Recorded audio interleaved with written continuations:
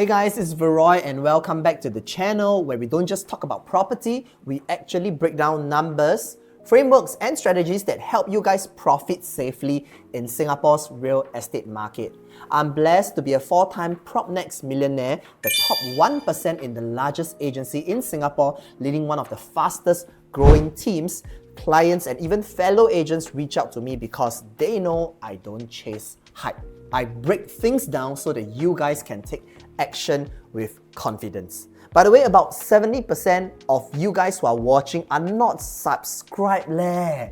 How can you do this? So if you guys enjoy straight talking, data-backed insights, things that can save you years of mistakes and position you guys well for your next upgrade, hit the subscribe button because it means the world to me and it helps YouTube push this out to more people who need clarity in real estate. Now, 话不多说, let's dive in straight.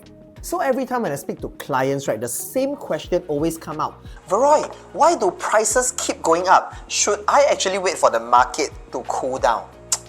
Let me tell you the hard truth. Truth is this, often when you wait, it always costs you more. I have never seen people that waited, especially in today's market, that they end up paying less. They often end up paying more. And one of the biggest reasons that most people don't even realize that it exists is actually this thing called the Land Betterment Charge, or what we call LBC. And with the latest revision that just came out, it's clearer than ever before why the next batch of condos will be more expensive. So without further ado, let me get straight into it. So what exactly is the Land Betterment Charge, or the LBC? It's a development tax that when the government charges when the land gets more valuable. For example, if a piece of land goes through rezoning, it gets a higher plot ratio, then government will charge a higher LBC. Think of it as the price that the developer pay to build bigger or to build better. So the SLA reviews these rates twice a year, March and September. And when the GLS bids go higher, the LBC follows.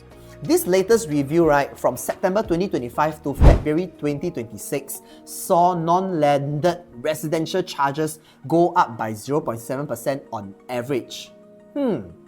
Like no kick, Wait till you see the hotspots. I'm gonna review it to you guys, and once you know these hotspots, you guys naturally would know where to target. Alright? So Bayshore spiked the most, 15.4%. Why is that so? Because the first GLS site over there, it's next to the future Bayshore MRT, and that GLS fetched 1388 per plot ratio per square foot. That site alone, right, will yield about 515 units, but don't forget, the entire Bayshore precinct is planned for 12,500 homes under the URA master plan, guys. So this isn't just a one condo thing. It's going to be an entire new lifestyle waterfront hub. 2 MRT stations, private and public housing. Guys, this is going to be transformation overload on steroids at scale. Okay, now Bayshore must look out for it. Next up would be the East Coast Park, which is Sector 89 on the map, and Marina East, which is Sector 90 on the map as well. Both of them shown 12.1% increase. So, East Coast Park actually ties into the Long Island vision. Now, this is a 20-kilometer waterfront living stretching towards along our southern coast. And Marina East is part of the Greater Southern Waterfront, which could also deliver more than what? 10,000 units, 10,000 homes there.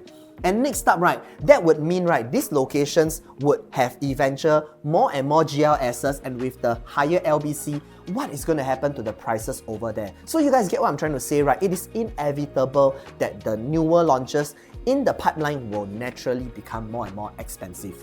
Okay, Lorong Chuan, Serangoon, Bishan, Sector 104, shown a 9.5% increase. Now, the recent Chuan Grove GLS went for 703 million or 1376 per plot ratio. They got a total of 7 bids, 7, super competitive, and that's just the first of 2 plots. And combined together, right, these sites can deliver over 1,000 private homes near the Lorong Chuan MRT station. What projects can you look at over there right now? I'm wondering. Hey, actually I know lah. Okay, meanwhile, at One North area, we actually saw a 3% drop. I believe it's because the Media Circle site sold for a lower PPR, 1037, below the 1191 PSF per plot ratio that was sold in 2024. So I believe that's one of the reasons why there was this revision. So what's the big deal about this? Wow, so many numbers, so many percentage. Roy, what is your point? These numbers are telling us something. They are telling you something, and obviously I am trying to tell you something lah, right? Developer costs, base costs went up in Bayshore, East Coast and Lorong Chuan. And when their costs go up, the launch prices for the next wave of condo will inevitably go up as well. That is why I always tell clients what looks expensive today will be cheap tomorrow. So you think about this like your favorite laksa. 10 years ago, $3.50. Today, $6. Same bowl, same ingredients, but underlying costs like rental, manpower, utilities, and ingredients went up. So developers actually face the same thing as well. Land bids plus LBC equal higher break-even, equal higher condo prices. But unlike laksa, right, you cannot just walk to a next store, because once the entire cost structure shifts, the whole markets move out together. Of course, one option is you can go for the cup noodle laksa one, that one is cheaper lah. So I'm going to share with you this story. So this client of mine was actually eyeing a 3-bedroom at East Coast back in 2021. Back then, East Coast prices was around 1.8 million. He hesitated. He thought he could wait. But today, this same 3-bedroom is way above $2 million. Why is that so? It's because that land cost actually went up, the LBC went up, and developer adjusted. So he recently told me, say, hey Roy, I feel that I've been priced out. And unfortunately, he's right. Now compare this to another story of my client, another couple who bought in a unit at Continuum. At first, they weren't sure about the prices, but when I showed them how Bayshore's 15.4% LBC increase would naturally push the next launches higher, they made their move. On top of that, there's of course the income increment positive gap, the interest rates, the rising land costs, the GFA harmonization, all this form the 4 essential push factors of the market, which I will be more than happy to share with you guys out there if you guys just reach out to me for more clarity. Now, they are locked into their safe entry and they are buying yesterday's cost base, while the future buyers in the East will be paying tomorrow's prices. It's like buying your MRT ticket today for $1.80, knowing full well that tomorrow is going to be $2.10.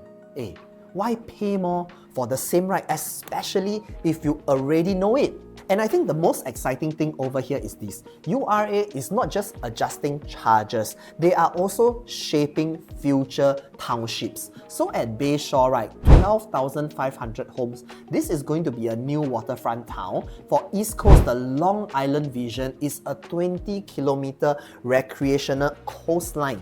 And the Marina East itself is going to be part of the Greater Southern Waterfront, which will deliver more than 10,000 new homes. These are what I call transformation zones. And if you guys followed me long enough, if you haven't followed me, follow me on my socials right over here at Veroy or Veroy Chua on TikTok. You know what I always say. Transformation always drives value. Always. So I'm going to summarize everything together for you guys to understand the context and what positioning you guys should be taking. And here is where it comes together. Guys, LBC rates are up 15.4% at Bayshore, 12% at East Coast and Marina East, 9.5% at Lorong Chuan. This would mean moving forward, developer costs will be climbing. It is natural and also very obvious to say new supply over there would naturally launch higher. But the projects on the market surrounding it right now are still based on yesterday's lower costs. And this is what I call your safe entry window.